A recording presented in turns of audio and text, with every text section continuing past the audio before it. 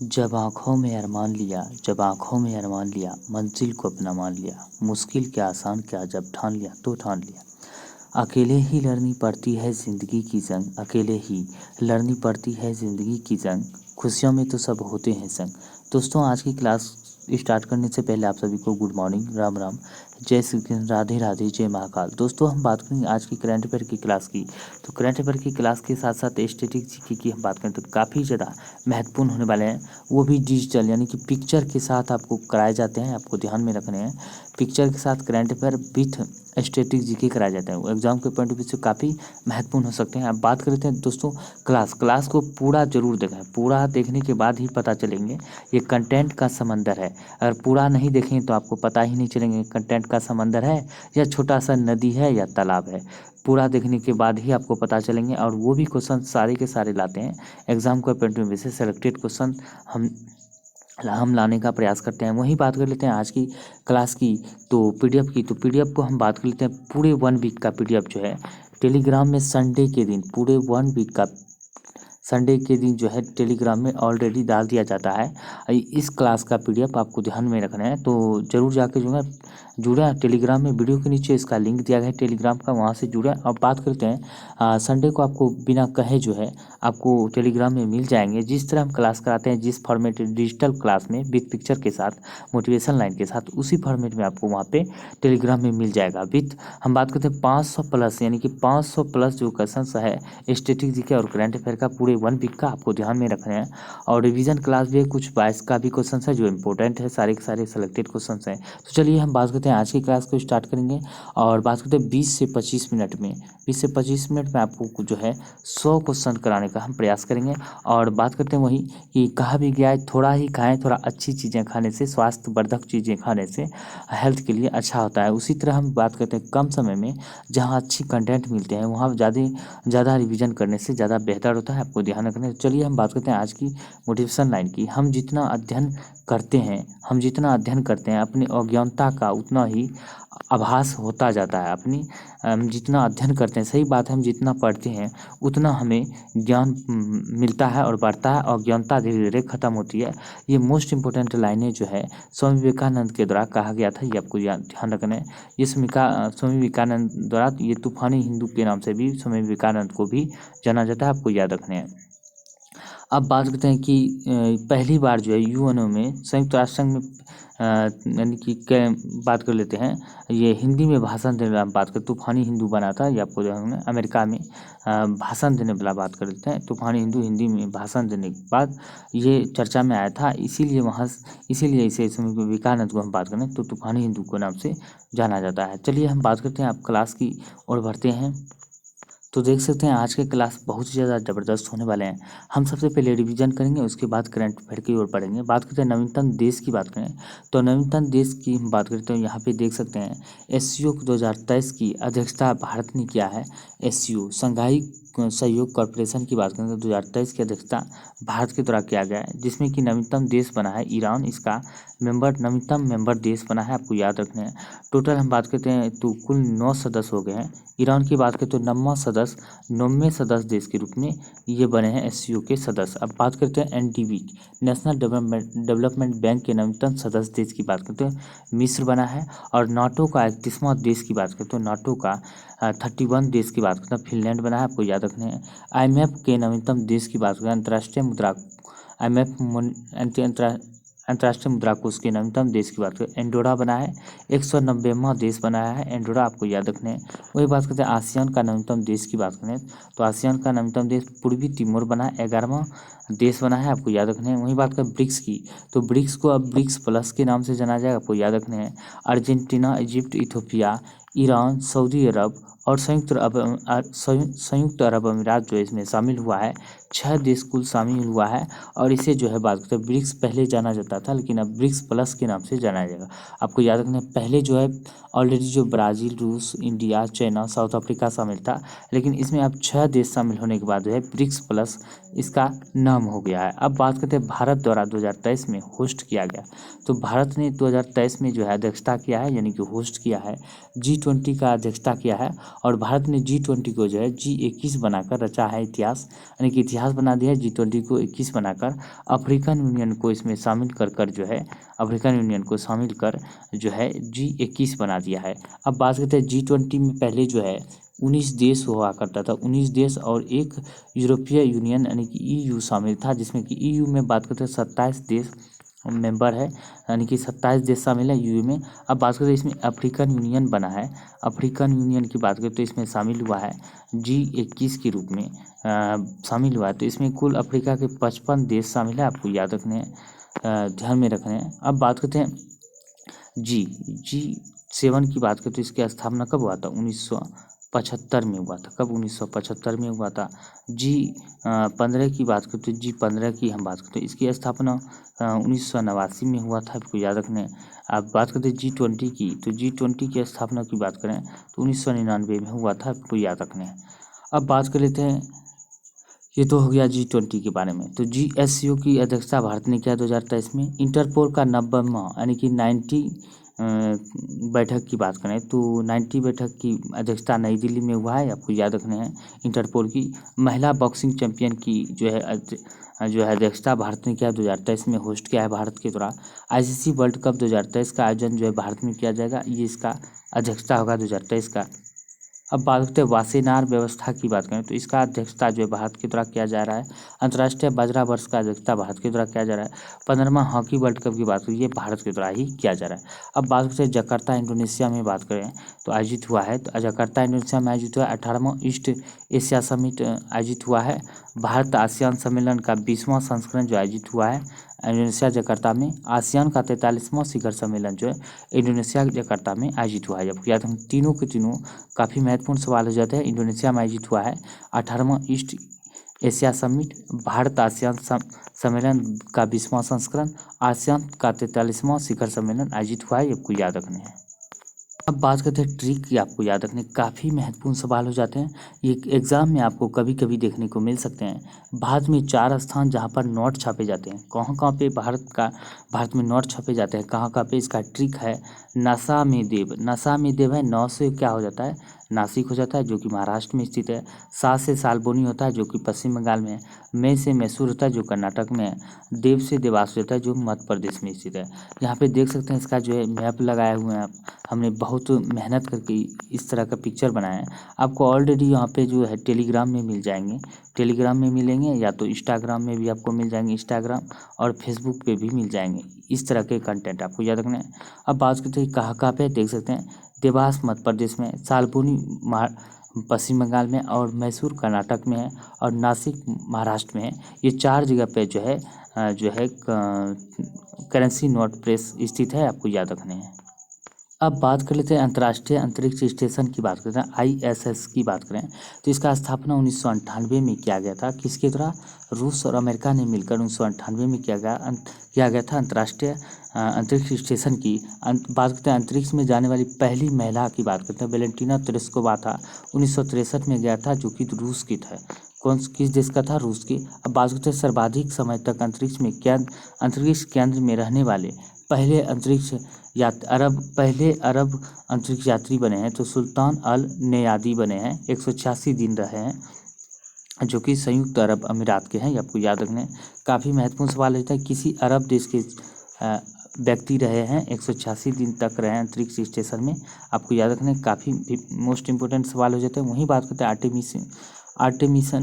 Artemis mission के तहत चांद पर जाने वाली पहली महिला अंतरिक्ष यात्री बने हैं, क्रिस्टीना कोच बने हैं, जो कि अमेरिका की है। आर्टेमिस मिशन के तहत चांद पर जाने वाली पहली महिला बने हैं। अब बात करते हैं सबसे ज़्यादा दिन रहने का रिकॉर्ड BC के नाम है, 328 दिन रहे हैं, आपको याद रखने हैं अंतरिक्ष में, आपको याद रखने हैं। अब बात करते हैं कि अंतरिक्ष में जाने वाली प्रथम भारतीय महिला की बात करते, कल्पना चावला है, भारतीय मूल की पहली महिला बने हैं कल्पना चावला, जो कि 1997 में गया था और 2003 में जो है कोलंबिया यान की दुर्घटना होने के कारण इसकी मृत्यु हो गया था, आपको याद रखना है। और कल्पना चावला की बात करते हैं, इसका जन्म स्टेट की बात करें तो यह जो है हरियाणा राज्य से संबंधित है, आपको याद रखना है। हरियाणा में इसका जन्म हुआ था, ये ध्यान में रखना है। अंतरिक्ष में जाने वाला प्रथम भारतीय अंतरिक्ष यात्री की बात करें, राकेश शर्मा 1984 में गया था, आपको याद रखना है। क्रिस्टीना कोच की बात करते हैं, सबसे लंबे समय तक अंतरिक्ष में रहने वाली महिला बनी है, 328 दिन रहे हैं। एडमंड हिलरी और शेरपा तेंजिंग नोर्गे माउंट एवरेस्ट पर चढ़ने वाले प्रथम व्यक्ति बने हैं। ये आपको याद रखना। 1953 में पहली बार जो है एनबन हिलरी और तेंजिंग नोर्गे जो है माउंट एवरेस्ट पर चढ़ा था, आपको याद रखने हैं। 2 बार माउंट एवरेस्ट पर चढ़ने वाली दुनिया की पहली महिला की बात करें तो 2 बार चढ़ने वाली संतोष यादव। काफ़ी महत्वपूर्ण सवाल है, बीबीआई ये एग्जाम में बहुत बार पूछे गए, आपको याद रखने हैं। वही बात करते हैं माउंट एवरेस्ट की चोटी पर पहुंचने वाली पहली भारतीय महिला की बात करें तो माउंट एवरेस्ट की चोटी पर पहुंचने वाली पहली भारतीय महिला बछेंद्री पाल, जो कि 1984 में चढ़ा था माउंट एवरेस्ट पर। अब बात करें 27वीं बार एवरेस्ट चढ़ाई का रिकॉर्ड नेपाली पर्वतारोही यानी कि 27वां बार जो है 27 बार जो माउंट एवरेस्ट पर चढ़ने का रिकॉर्ड किसके पास है? कामी रीता शेरपा जो है 27 बार माउंट एवरेस्ट पर चढ़ा है, दुनिया की सबसे ऊंची चोटी पर, आपको याद रखने हैं। इनके नाम में रिकॉर्ड है। अब बात करें अंतरिक्ष में प्रवेश करने वाले प्रथम व्यक्ति की बात करें तो यूरी गागरिन जो है अंतरिक्ष में प्रवेश करने वाले प्रथम व्यक्ति, जो कि रूस के थे। अंतरिक्ष यान से बाहर निकलने वाला पहला व्यक्ति की बात करें तो अंतरिक्ष यान से बाहर निकलने वाला पहला व्यक्ति एलेक्सी लियोनोव थे, आपको याद रखना है। वहीं बात करते हैं 2 बार अंतरिक्ष में जाने वाले प्रथम सोवियत यात्री, 2 बार अंतरिक्ष में जाने वाले प्रथम सोवियत यात्री की बात करते हैं कर्नल व्लादिमीर कोमारोव है, कर्नल व्लादिमीर कोमारोव। अब बात करें दोस्तों, मौसम भी ख़राब हो चुका है क्योंकि बारिश जो है लगातार 2 दिन से दे रहा है, आपको ध्यान रखना है। और ये मानसून जो है करीब 28-29 तारीख तक चलने वाले हैं, आपको ध्यान रखना है। थोड़ा बैकग्राउंड में आवाज़ आएंगे, उसको इग्नोर करना है और कंटेंट पे ध्यान देना है। चलिए हम बात करते हैं एशिया कप क्रिकेट 2023 की बात करें। एशिया कप 2023 क्रिकेट की बात करें, इसका भी हम पहले भी करा चुके हैं पिछले क्लास में। चलिए आज इसका रिवीजन कर लेते हैं। एशिया कप क्रिकेट 2023 की बात करें, आयोजन 30 अगस्त से 17 सितंबर तक किया गया। 30 अगस्त से शुरुआत हुआ और 17 सितंबर को फाइनल हुआ। अब बात करते हैं एशिया कप 2023 का संस्करण कौन सा था? 16वां संस्करण था। आयोजन स्थल की बात करें श्रीलंका व पाकिस्तान था इसका आयोजन स्थल। वहीं बात करें प्रायोजक की बात करें तो प्रायोजक था एशियाई क्रिकेट परिषद यानी कि ACC के द्वारा इसे कराया जाता है। कुल टीम की बात करें तो 6 है। कुल मैच 13 खेले गए थे। फाइनल मैच 2023 में प्रेमदासा स्टेडियम श्रीलंका में खेला गया था। Final match Premadasa stadium Sri Lanka में। पूर्व एशिया कप विजेता की बात करें श्रीलंका था। 2022 में जो है पूर्व एशिया कप किसने जीता था? श्रीलंका ने जीता था, पाकिस्तान को हराकर, या आपको याद रखना है। अब बात कर लेते हैं इसका स्थापना की, ACC की स्थापना की, एशियाई क्रिकेट की स्थापना की बात करते हैं 19 सितंबर 1983 में हुआ था। मुख्यालय कहाँ पे? श्रीलंका, कोलंबो में इसका मुख्यालय है। इसका अध्यक्ष की बात करें जय शाह अध्यक्ष है, जो कि भारत की है। सदस्य देश की बात करें तो 25 इसमें सदस्य देश है। पहला टूर्नामेंट की बात करें 1984 में हुआ था। संयुक्त अरब अमीरात में हुआ था 1984 में पहला टूर्नामेंट, आपको याद रखने। वही बात करते हैं तो इसमें फाइनल हुआ था भारत vs श्रीलंका, यानी कि हम बात करते हैं फाइनल मैच जो हुआ था भारत और श्रीलंका के बीच हुआ था, 17 सितंबर को हुआ था। श्रीलंका को 50 रन पर ऑल आउट कर दिया था 15.2 ओवर, यानी 15 ओवर 2 गेंद में ऑल आउट कर दिया था। 50 रन पे 10 विकेट गिरा दिए थे और भारत ने 51 रन जो है 0 विकेट खोकर जो है 6.1 ओवर यानी कि 6 ओवर 1 बॉल में ही 51 रन पूरे करके जीत हासिल कर लेते। बात करते हैं भारत ने 10 विकेट से विजय हुआ था और भारत 8वीं बार एशिया कप विजेता बने हैं। अब बात करते हैं भारत के कुल चौके की बात करें 487 हुए, कुल छक्के 102, कुल रन की बात करते हैं 5455 हुआ है। सबसे ज़्यादा चौके लगाने वाले बात करें शुभमन गिल 35 चौके और सबसे ज़्यादा छक्के लगाने वाले रोहित शर्मा, आपको याद रखना है। सर्वाधिक विकेट लेने वाले बात करें तो पथिराना श्रीलंका के 11 विकेट लिए थे और दूसरा की बात करें वेलेलेज श्रीलंका के 10 विकेट इन्होंने लिया है। अब बात याद भी ध्यान रखना है। अब बात कर लेते हैं प्लेयर ऑफ द टूर्नामेंट की बात करें, कुलदीप यादव को प्लेयर ऑफ द टूर्नामेंट चुना गया है। एशिया कप 2023 में शामिल नई टीम की बात करें, नेपाल जो है एशिया कप 2023 में शामिल हुआ है, आपको याद रखना है। बात करते हैं मैन ऑफ द मैच की बात करते हैं, मोहम्मद सिराज को चुना गया मैन ऑफ मैच और इन्होंने हम बात करते हैं 6 ओवर में मात्र 21 रन दिए थे, यानी कि 21 बात कर लेते हैं 21 रन देकर 6 विकेट लिए थे। 21 रन देकर 6 विकेट लिए थे, आपको याद रखना है। सर्वाधिक रन की बात करें तो यहाँ पे देख सकते हैं शुभमन गिल ने भारत की है 302 रन बनाया था सर्वाधिक रन और के मेंडिस की बात करें तो श्रीलंका के 253 रन बनाया था, आपको याद रखना है। ये रहा एशिया कप, काफ़ी महत्वपूर्ण सवाल BBI आपको याद रखने हैं। अब बात करते हैं नेक्स्ट क्वेश्चन की। अब बात करते हैं क्वेश्चन की तो एशियन गेम 2023 की जिसमें खेला जाएगा तो यह बात कर चाइना में खेला जाएगा। ब्रह्म समाज के संस्थापक की बात करें तो राजा राम मोहन राय था। 1828 में इसका स्थापना किया गया था ब्रह्म समाज के, आपको याद रखना है। अब बात करते हैं नेक्स्ट क्वेश्चन की। हम बात करें तो यहाँ पे दिया गया भारत का संविधान का मुखिया कौन होता है। भारत के संविधान के मुखिया की बात करें तो संविधान का संवैधानिक प्रमुख को जो होता है राष्ट्रपति होता है। और बात करते हैं वास्तविक प्रमुख की बात करें तो संविधान का वास्तविक प्रमुख की बात करें तो कौन होता है, ये प्रधानमंत्री होता है। वास्तविक कहे तो प्रधानमंत्री, ऐसे संवैधानिक प्रमुख कौन था, राष्ट्रपति भारत के प्रथम नागरिक होते हैं, आपको याद रखना है। वही बात करें देश के नागरिकों को रोजगार देने के लिए किसने दुनिया का सबसे बड़ा रोजगार गारंटी कार्यक्रम शुरू किया था, ये डॉक्टर मनमोहन सिंह के सरकार जो प्रधानमंत्री के समय में ये हुआ था, ये आपको याद रखना है। काफ़ी महत्वपूर्ण सवाल हो जाते हैं। अब बात करते हैं नेक्स्ट की कि आनंद महिंद्रा पीएम टूडो को झटका दिया है। आनंद महिंद्रा की बात करें, यहाँ देख सकते हैं आनंद महिंद्रा है, पीएम टूडो को झटका दिया है और कनाडा में बंद कर दी एक कंपनी। कनाडा में जो है एक कंपनी बंद की थी, आपको याद रखना है। वही बात करते हैं, ये क्वेश्चन है काफ़ी महत्वपूर्ण हो जाते हैं। आजकल के जो लड़के होते हैं शरारती, जो कहते हैं सरकार शरारती तत्वों को ध्यान में रख के शरारत बता देते हैं छेड़खानी के नाम पर, ये देख सकते हैं। अगर कोई आपको स्कूल कॉलेज या कहीं आने जाने के दौरान जो है रास्ते में परेशान कर रहा है तो डरे नहीं 112 डायल कर दे। तुरंत डायल करने के बाद उसका जो है मतलब कि उस लड़के मनचले लड़के को देख सकते हैं, इसका जो पूरा का पूरा पोस्टमार्टम हो जाएगा, हल्दी चूना लगाकर इसे अच्छी तरह जो है मतलब कि ससुराल भेज दिया जाएगा। आपको याद रखना है, आपको ध्यान रखना है, इससे डरना नहीं। 24 घंटा इसका सेवा उपलब्ध है 112 का।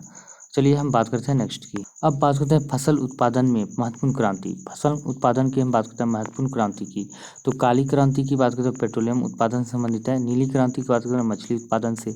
भूरी क्रांति की बात करें चमड़ा उत्पादन से। सुनहरा रेशम क्रांति की बात करें जूट उत्पादन से। वही बात करें सुनहरी क्रांति की अगर हम बात करें तो ये फल उत्पादन से सुनहरी क्रांति संबंधित है। ग्रे क्रांति उर्वरक उत्पादन से है। हरित क्रांति की बात करें तो ये फसल उत्पादन से संबंधित है। गुलाबी क्रांति की बात करें तो ये प्याज उत्पादन यानी कि झींगा मछली उत्पादन से भी संबंधित है। गोल क्रांति की बात करें आलू उत्पादन से है। वही बात करते हैं लाल क्रांति की अगर हम बात करें तो लाल क्रांति किससे संबंधित है, टमाटर और मीट उत्पादन से लाल क्रांति संबंधित है। और रजत क्रांति की बात करें अंडा उत्पादन से है। सफ़ेद क्रांति की बात करें दूध उत्पादन से, यह आपको याद रखना है। पीली क्रांति की बात करें तिलहन उत्पादन से है। और अमृत क्रांति की बात करें नदी जोड़ो परियोजना से संबंधित है, आपको याद रखना नई नदी जोड़ो परियोजना से संबंधित है अमृत क्रांति। अब बात करते हैं मोस्ट इम्पोर्टेंट करंट अफेयर की, तो किस राज्य के मुख्यमंत्री हेमंत बिस्वा शर्मा को सिंगापुर की शीर्ष fellowship Lee Kuan Yew exchange fellowship से सम्मानित किया गया है। तो असम के मुख्यमंत्री हैं हेमंत बिस्वा शर्मा, इसे सम्मानित किया गया है। वही बात करते हैं संयुक्त राष्ट्र शैक्षिक वैज्ञानिक तथा सांस्कृतिक संगठन यानी कि यूनेस्को ने कर्नाटक के किस मंदिर को विश्व धरोहर का दर्जा दिया है, तो होयसल मंदिर को दिया है, आपको याद रखने हैं। होयसल मंदिर को 42वां विश्व धरोहर बना है भारत के। और 41वां की बात करें तो यह रविन्द्रनाथ टैगोर द्वारा स्थापित शांति निकेतन यानी कि शांति निकेतन नहीं यूनिवर्सिटी है यानी कि विश्व भारती यूनिवर्सिटी को 41वां यूनेस्को धरोहर घोषित किया गया है। भारत में कुल बात करते हैं अभी वर्तमान में 42 यूनेस्को धरोहर बना है। और 34 की बात करें तो कल्चरल 34 है। 7 की बात करें प्राकृतिक है। एक मिक्सिंग है जो कि कंचनजंगा का mixing Kanchenjunga national park mixing है जो कि यूनेस्को विश्व धरोहर में शामिल है। अब बात करें जम्मू कश्मीर के उधमपुर रेलवे स्टेशन का नाम बदलकर क्या रखा है, तो शहीद कैप्टन तुषार महाजन, इसका हम पहले ऑलरेडी जो है रिवीजन करा चुके हैं, तो ये आपको याद रखना है। उत्तर प्रदेश में कहाँ पहली बार दिव्यांगजनों का महाकुंभ आयोजित किया जाएगा, दिव्यांगजनों का आपको याद रखना है वाराणसी में किया जाएगा। वही बात करें नवनिर्मित उड़ान भवन और भारत कोष अग्रिम जमा ई वॉलेट सुविधा के पायलट प्रोजेक्ट का किसने उद्घाटन किया है, केंद्रीय नागरिक उड्डयन मंत्री ज्योतिरादित्य सिंधिया ने किया, आपको याद रखने हैं। दिल्ली के किस अस्पताल में भारत के पहले ट्रांसजेंडर आउट पेंशन विभाग यानी कि ओपीडी को शुरू किया गया है, बात करें राम मनोहर लोहिया अस्पताल में शुरू किया गया, आपको याद रखना है। पैरा कमांडो बनने वाली पहली भारतीय महिला कौन बनी है, तो मेजर पायल छाबड़ा बनी है, आपको याद रखनी है। वही बात करें किसने सिंगापुर ग्रैंड प्रिक्स 2023 का खिताब जीता है, तो कार्लोस सैंज ने जीता है, आपको याद रखने हैं। वही बात करते हैं संयुक्त राष्ट्र शैक्षिक वैज्ञानिक तथा सांस्कृतिक संगठन यूनेस्को ने किस विश्वविद्यालय को विश्व धरोहर के रूप में मान्यता दी है, शांति निकेतन विश्वविद्यालय को मान्यता दी है, आपको याद रखने हैं। वही बात करते हैं अरुणाचल प्रदेश राज्य के मुख्यमंत्री पेमा खांडू ने कौन सी योजना की घोषणा की है? मुख्यमंत्री श्रमिक कल्याण योजना की घोषणा की है पेमा खांडू, अरुणाचल प्रदेश के मुख्यमंत्री द्वारा। अब बात कर लेते हैं, हाल ही में प्रधानमंत्री मोदी जी कहाँ भगवान शिव थीम वाले स्टेडियम का आधारशिला रखेंगे? भगवान शिव थीम वाले स्टेडियम का आधारशिला रखेंगे, वाराणसी में रखेंगे। हाल ही में किस राज्य सरकार ने मुख्यमंत्री आत्मनिर्भर अभियान शुरू किया है? तो असम ने शुरू किया है। हाल ही में एशियाई खेलों के उद्घाटन समारोह में भारतीय दल का ध्वजवाहक किसे बनाया गया है? तो बात कर लेते हैं, लवलीना बोरगोहान और हरमनप्रीत कौर को बनाया है। आपको याद रखना, दोनों सही है। अब बात करते हैं, हाल ही में किस राज्य के किरीटेश्वर गांव को भारत के सर्वश्रेष्ठ पर्यटन गांव का पुरस्कार मिला है? तो पश्चिम बंगाल को मिला है। वही बात करते हैं अब नेक्स्ट की, हाल ही में कौन 2027 में सीमेंट की रसायन विज्ञापन अंतर्राष्ट्रीय कांग्रेस का मेजबानी करेगा? आपको याद रखना, भारत करेगा। और विश्व गेंडा दिवस की बात करते हो कब मनाया जाता है? 22 सितंबर को मनाया जाता है। हाल ही में राष्ट्रपति द्रौपदी मुर्मू ने कहाँ इंटरनेशनल ट्रेड शो का उद्घाटन किया है? ग्रेटर नोएडा में किया है। विश्व कुश्ती चैंपियन 2023 में किस भारतीय पहलवान ने कांस्य पदक जीता है? अंतिम पंघाल ने। किस भारतीय मूल के लेखिका के उपन्यास वेस्टर्न लैंड को बुकर पुरस्कार 2023 के लिए चुना गया है? तो बात करें, चेतना मारू को चुना गया है। प्रधानमंत्री मोदी ने किस देश के राष्ट्रपति को गणतंत्र दिवस के रूप में मुख्य अतिथि बनने के लिए आमंत्रित किया है? तो अमेरिका के राष्ट्रपति जो बाइडेन को किया है। अब बात करते हैं 2023 में, बात करते हैं मुख्य अतिथि कौन थे? तो मिस्र के राष्ट्रपति अब्दुल फतेह अल सीसी थे, आपको याद रखने। अब बात करते हैं नेक्स्ट की, अब बात करते हैं आईसीसी पुरुष वनडे गेंदबाजी रैंकिंग 2023 में नंबर 1 की रैंक हासिल की है। तो नंबर 1 रैंक हासिल किया भारतीय तेज गेंदबाज मोहम्मद सिराज ने हासिल किया है, आपको याद रखना है। राष्ट्रपति ने पहले उत्तर प्रदेश अंतर्राष्ट्रीय व्यापार शो का उद्घाटन किया है ग्रेटर नोएडा में, आपको याद रखना है। आयोजित किया गया था, यहाँ पे उद्घाटन किया। अंतर्राष्ट्रीय शांति दिवस या विश्व शांति दिवस की बात करें 21 सितंबर को मनाया जाता है। तो इसका थीम की बात करें तो इसका अंतर्राष्ट्रीय शांति दिवस की थीम 2023 की, तो action for peace our ambition for the global #global goal, आपको याद रखना है, ये इसका थीम है। विश्व अल्जाइमर दिवस की बात करें तो 21 सितंबर को मनाया जाता है। इसका थीम की बात करें 2023 की, never too early never too late, never too early never too late जो है, नेवर टू लेट विश्व अल्जाइमर दिवस की थीम है। आईसीसी ने पुरुष क्रिकेट विश्व कप 2023 के लिए आधिकारिक गौन जारी किया है। तो क्या गौन जारी किया है? गौन है दिल जश्न बोले, यानी गायक की बात होता है प्रीतम है, प्रीतम नकाश अजीज और श्री रामचंद्र अमित मिश्रा, ये सारे गायक आप याद रखें।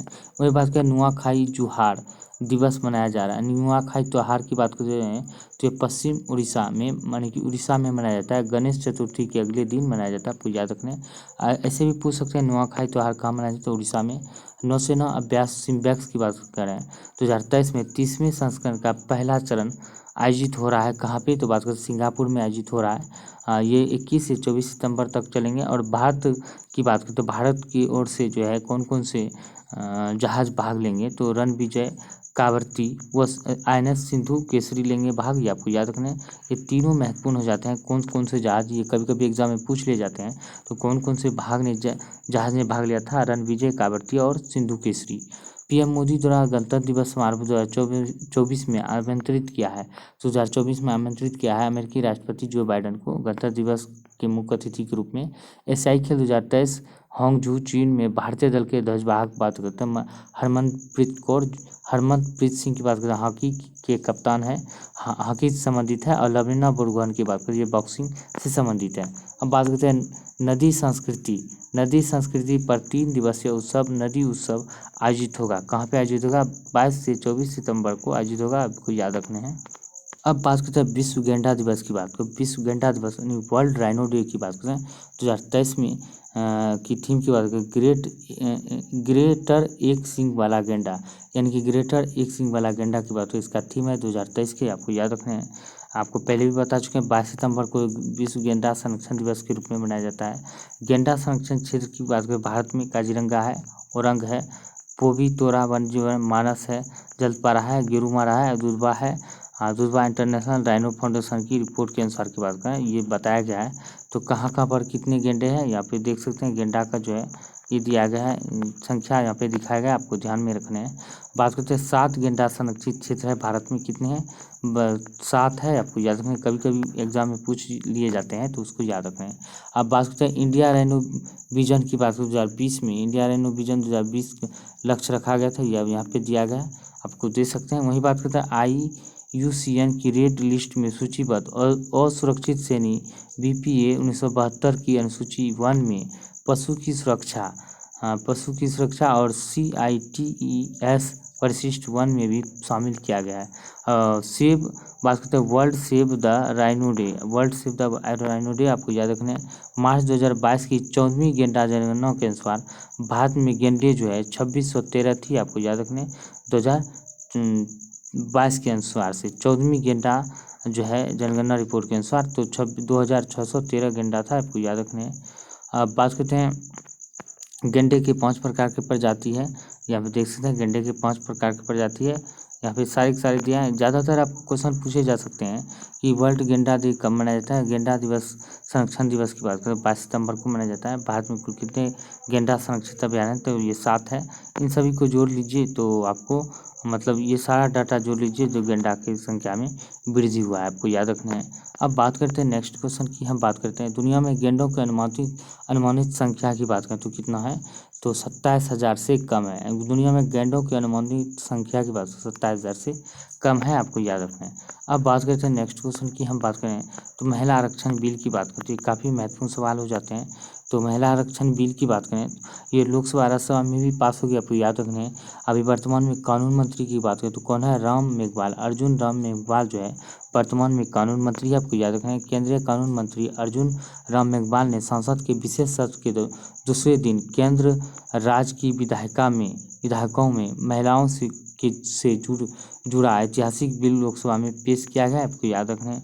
अब बिल के बारे में अगर हम बात करते हैं तो देख सकते हैं बिल के बारे में, तो लोकसभा में 33% महिलाओं के लिए सीट आरक्षित करना, संविधान संशोधन 128वां के द्वारा जो है 1/3 सीट जो है महिलाओं की भागीदारी के लिए आरक्षित करने के लिए संशोधन बिल लाया गया है। बिल के बाद लगभग 181 महिलाएं संसद चुन कर आएंगी। कितना चुन के आएंगी, अगर यह बिल पास हो गया 33% महिला आरक्षण, तो कुल 181 महिलाएं संसद में चुनकर आएंगी, आपको याद रखना है। अब बात करते हैं अन्य जानकारी की, तो महिला आरक्षण विधेयक लोकसभा और राज्यों की विधानसभा में 33% सीटें महिलाओं के लिए आरक्षित होगी। अनुसूचित जाति अनुसूचित जनजाति के लिए आवंटित सीटों में भी महिलाओं के लिए 33% सीटें आरक्षित हो जाएंगी। वही बात करते हैं महिलाओं के लिए लाए गए आरक्षण 15 वर्षों तक प्रभाव में रहेगा। इसके साथ ही इसमें प्रावधान है कि सीटों का आवंटन रोटेशन प्रणाली के तहत की जाएगी, आपको याद रखना है। अब बात कर लेते हैं 49 सांसद 0.8% जो है 49 सांसद 8%। 13वीं लोकसभा में किस लोकसभा में बात करते हो कितने, हम पहले भी कल ही बात कर चुके हैं कि जो है पहली लोकसभा में जो है कितना सांसद था, आपको याद रखना है। 17वीं लोकसभा में अब बात करते हैं, 17वीं लोकसभा में 14% सांसद है महिला, आपको याद रखना है। 14% महिला यानी कि 78 महिला अब तक में सबसे ज़्यादा जो है। अब बात करें प्रथम लोकसभा में जो है 22 सांसद था, बिल्कुल 5% ही था। कुल सांसद का 5% महिला संस्था जो जिसमें की संख्या थी 22 सांसद है, आपको याद रखना पहली लोकसभा में, आपको याद रखना है। इसी तरह जो धीरे धीरे बढ़ते गया, अभी वर्तमान में 78 महिला सांसद है, ये आपको याद रखना है, जो कि 14% है। वही बात कर लेते हैं अब नेक्स्ट क्वेश्चन थी 2024 के आम चुनाव तक 33% आरक्षण लागू नहीं होगा। इसकी वजह ये है कि तब के लिए यानी कि ये है कि तब इसके लिए ज़रूरी औपचारिकताएं नहीं है, क्योंकि इसका जो परिसीमन 2026 तक किया गया है और इसका जो है ये प्रभावी कानून तो बन जाएंगे लेकिन प्रभावी नहीं हो सकेंगे। प्रभावी जो होगा 2029 में ही होगा ये बिल, ये आपको याद रखने हैं। वही बात करते हैं विशेषज्ञों का कहना है कि संसद के दोनों सदनों में पारित होने के बाद 50% विधानसभा की भी मंजूरी लेनी होगी, तभी ये कानून बन पाएगा। और बात करते हैं महत्वपूर्ण तथ्य की, अगर हम बात करें तो सर्वप्रथम बिल 12 सितंबर 1986 में HD देवगौड़ा द्वारा लाया गया था महिला संरक्षण यानी महिला संसद के लिए 33 ये आरक्षण बिल, महिला आरक्षण बिल। और बात करते हैं उस वक्त ये बिल पास नहीं हो सका था। वर्तमान में लोकसभा स्पीकर ओम बिरला है, 17वें लोकसभा स्पीकर है, आपको याद रखना है। और उपराष्ट्रपति कौन है, उपराष्ट्रपति जगदीश धनखड़ है, आपको याद रखना है।